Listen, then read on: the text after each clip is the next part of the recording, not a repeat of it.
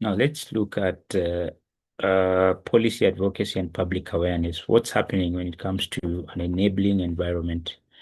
What can, uh, because we know very well the foundation for success in this space across East Africa is more of the policy and what we call advocacy and public awareness, which Electrical Society of East Africa, we are doing these. And we are looking at how many things? We're looking at four things. First and foremost, the tax incentives and subsidies. Um, it's unfortunate that uh, what we've seen just recently about the finance bill, they were able to take it from the electric vehicle, they're able to take it from zero rated. Sorry, they're able to take it to zero rated to exempt, tax exempt, which it's not favorable because it will push the prices of electric cars. It will make them expensive, and so we've been lobbying that they revert back to what it was before, that is zero rated and not tax exempt.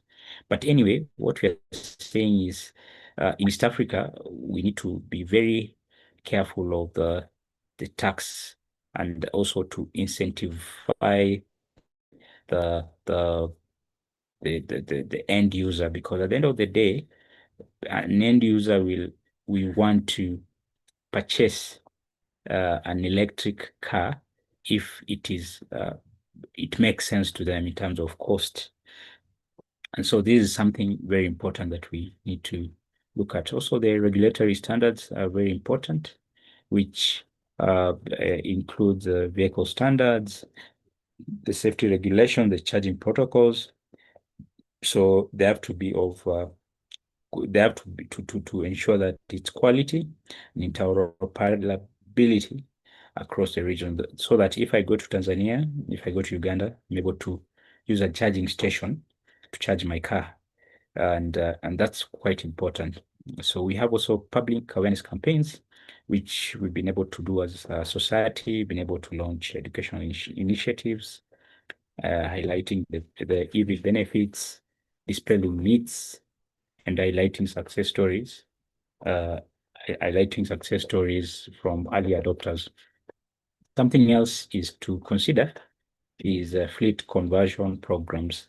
And we need, okay, so the whole thing is the people who have gone there, they've decided to do something called conversion.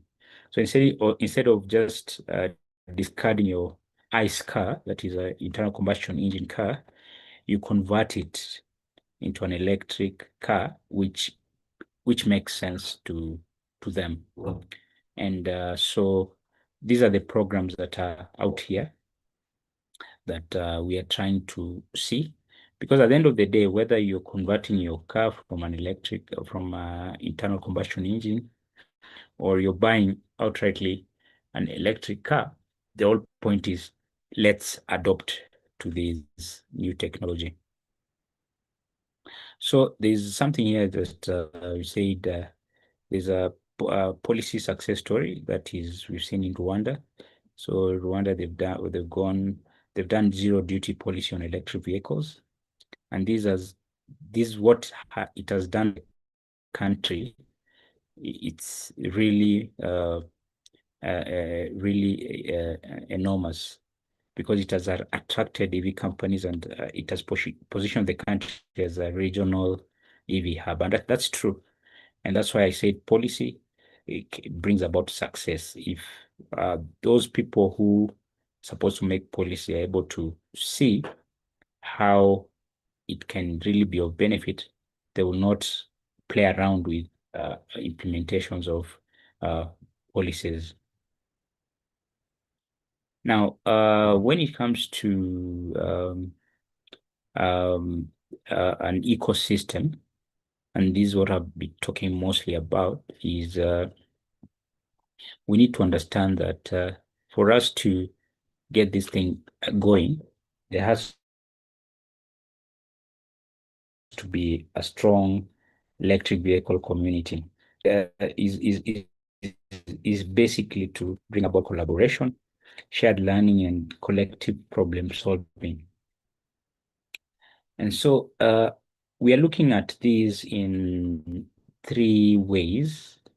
We're looking at these in three ways, basically four ways, where we have industry forums, where we can have a convening of manufacturers, importers, so they're able to share the best practices and coordinate market development efforts. Also, training programs are key because they enlighten different stakeholders, for example, mechanics, electricians, engineers. So they're able to build local capacity for the maintenance and management of the EV and the infrastructure that are already in place. So we're also looking at innovation hubs, which is very key. And I believe soon we've seen startups, especially in the tech area, setting up these hubs. But also we are looking at if there'll be one for EV or multiple for EV, it can do a lot. So we're looking also at regional coordination, where we are looking at harmonizing uh, standards among the partners, partner states, that is Kenya, Rwanda, Tanzania, Uganda, Ethiopia. And the whole point is to share the infrastructure and to create unified markets for economies of scale. And lastly, here is about research and data, collective studies on usage patterns, infrastructure needs, and market dynamics to inform evidence-based decision making. In short, what we're trying to say, to be able to come up with a strong community, we have to put these five things into consideration. All right.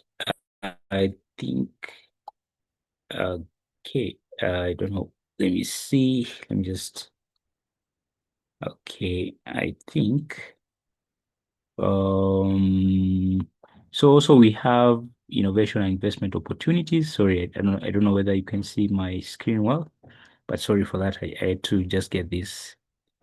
Yeah, so we understand the opportunities, and if there is any one of us who wants to um, invest the opportunities in the in four areas here. That is the charging infrastructure, there is a vehicle assembly and manufacturing, and the digital platforms and services also, and battery technology. Because we understand that the projected investment opportunity in East African EV market is $12 billion. And also we have 150,000 new jobs that are estimated to cut across manufacturing, infrastructure, and services, and 25 plus startups already operating in the region, in the regional EV ecosystem. So the opportunities are so massive uh, for anyone who thinks of getting into this space. So as I close, I just want to bring to our attention that the transition to electric mobility is not just about vehicles. It's about reimagining our cities, our economy, and our future. East Africa has the opportunity to leapfrog outdated technologies and build transport systems that are clean, efficient, and inclusive from the ground up. So for us to be able to have a way forward is to ensure that we commit to bold climate targets, for example, reducing emissions. And policy, the challenge we have in Africa is just the implementation of these policies.